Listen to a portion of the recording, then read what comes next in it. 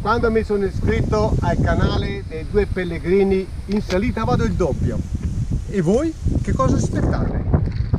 Iscrivetevi! Iscrivetevi!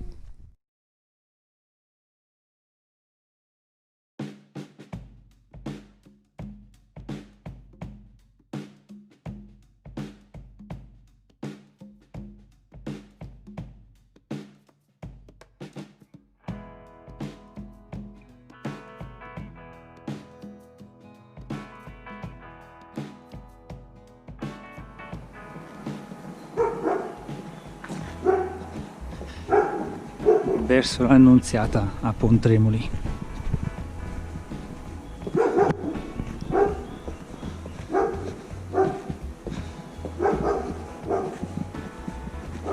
Eccola là.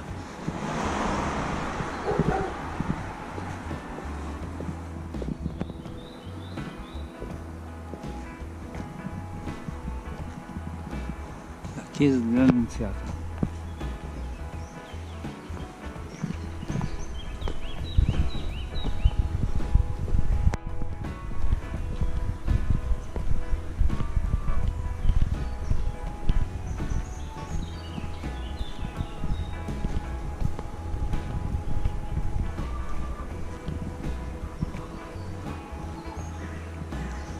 Che purtroppo è chiusa.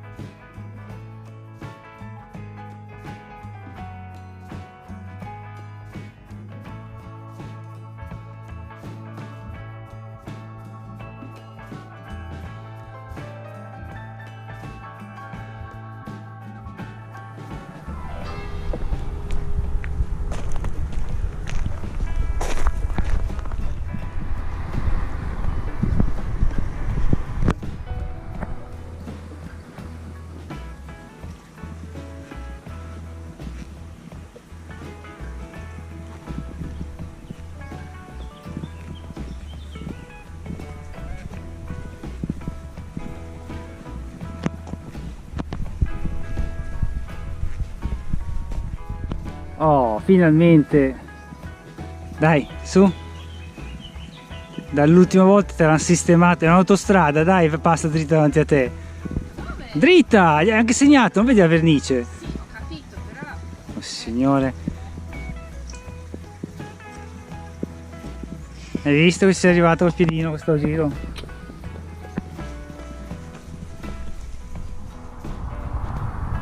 Ok, questo è l'unico tratto che dovete percorrere lungo la statale della Cisa, perché lì poco più avanti si devia sulla sinistra e si entra nel verde. Ed eccoci qui, finalmente nel verde. Ci stiamo dirigendo verso un paio di borghi interessanti, tra cui Ponticello, là più avanti.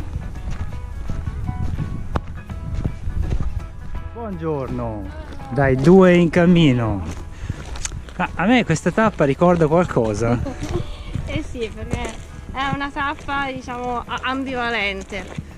Tappa francigena, quindi classica da Pontremoli, ma è anche quella, diciamo, fondovalle della via del Voltosanto. È la variante, diciamo, facile della prima tappa della via del Voltosanto. Noi abbiamo già percorso la variante, la tappa storica, quella che da Pontremoli taglia su a Arzengio, Rocca Sigillina, Treschietto e poi arriva a Virgoletta, che sono circa una quarantina di chilometri e 1400 metri di salita. E poi c'è questa tappa che in 20 km porta da Pontremoli a Virgoletta, con penso 200-250 metri di salita totale, per cui capirete perché la maggior parte delle persone sceglie di percorrere questa tappa invece che quella storica. C'è da dire anche che sulla tappa storica alcune parti, i sentieri, soprattutto l'Unigiana Trekking 5 e 6, non sono in un ottimo stato di manutenzione quando l'abbiamo fatto noi. Vabbè, in pieno periodo estivo, per cui il periodo turistico, diciamo, per cui forse quella più semplice è questa. Noi li percorriamo tutti e due, poi voi potete scegliere cosa fare. Via, in cammino.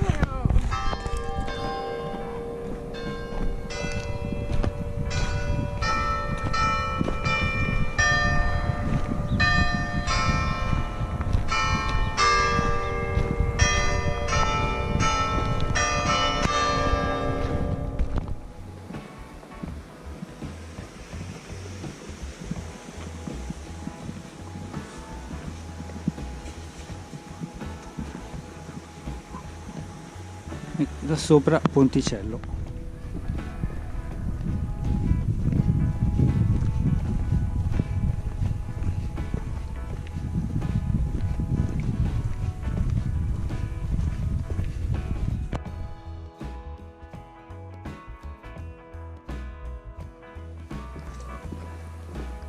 Ponticello.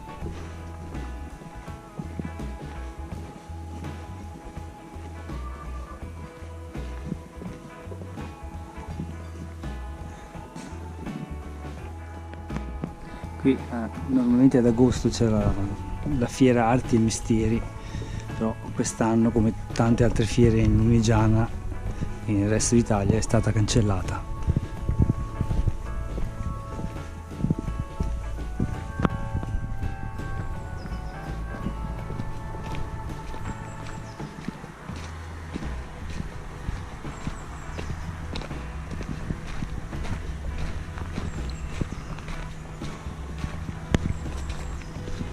Casetta sull'albero che ogni bambino avrebbe sempre sognato. Il ponte sul torrente Caprio, che ha queste spallette così alte che non si vede praticamente nulla. Comunque un po' d'acqua c'è, che di solito è sempre asciutto.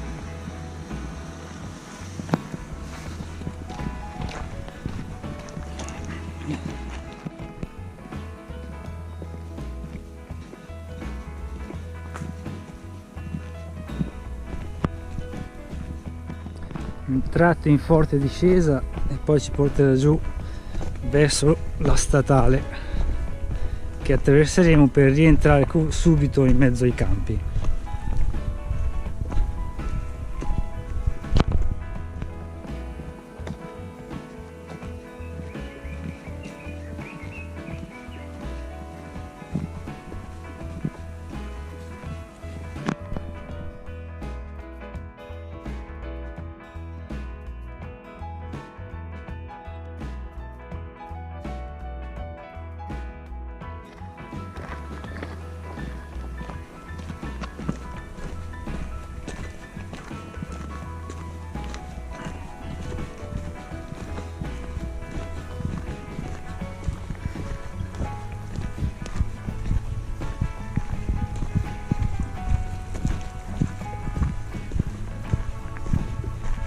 Qui è un canale di derivazione dal Magra che scorre più avanti.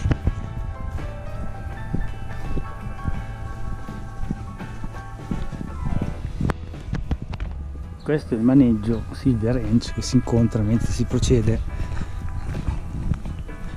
verso la Pieve di Sorano o Pieve di Santo Stefano, che sarebbe il nome ufficiale, mi pare, che è là in fondo.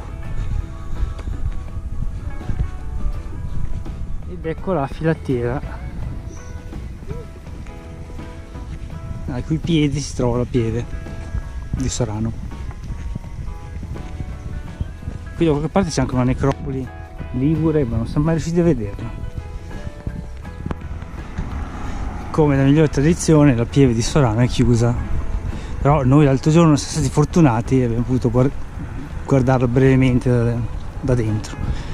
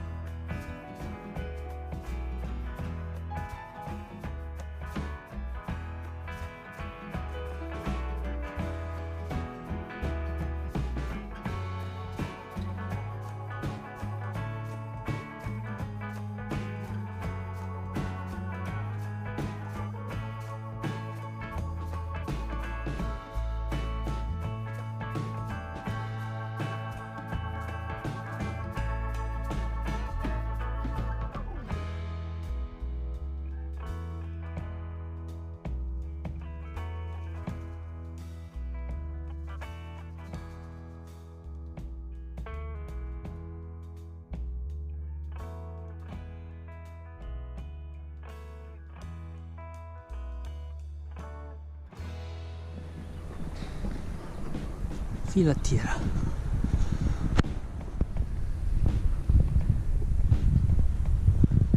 Su di qui si può anche fare la strada asfaltata che fa i tornanti, però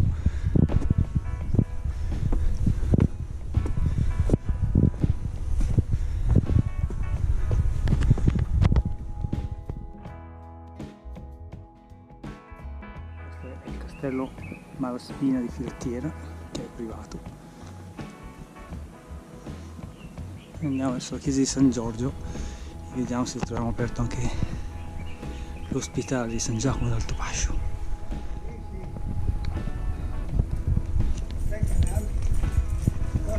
Buongiorno.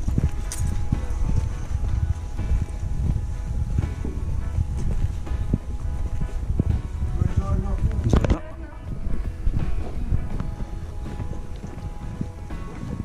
Castello Malaspina, questo di qua.